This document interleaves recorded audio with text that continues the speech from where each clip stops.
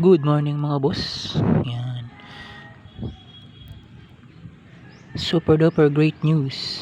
Tumubo na yung halos lahat ng mga kalabasang tinanim natin. Nilagyan ko nga ng ganito para at least matandaan ko. Wala partially bulag, kailangan ng ganito para matandaan. Mas nauna pa silang tumubo sa mga talong. Kulang pa ng abono. Yan. Ito yung iba. Yan. Whatsoever lang yung pag direct seeding ngayon, yung ano lang ko, tinusok-tusok lang, pero yan, himala. Oh, ganda. Iba talaga pag east west no. Iba.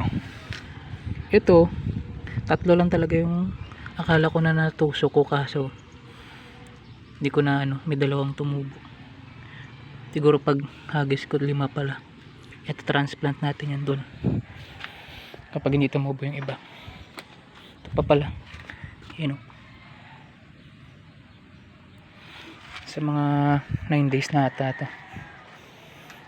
Yan. As in halos lahat. Akala ko hindi tumubo. Ano yung pechay.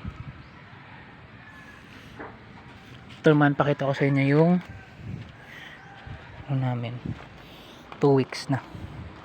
2 weeks na ata, magto 2 weeks na.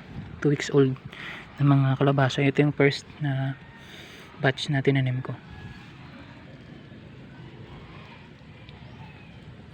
Yan, experiment, open field, tapos dito.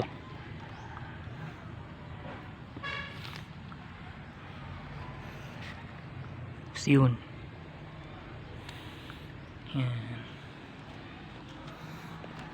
So basically iba talaga ang maliit lang talaga yung mortality ng kalabasa ng Suprema Gold F1 ng East West goods. Tested and proven talaga, di ba?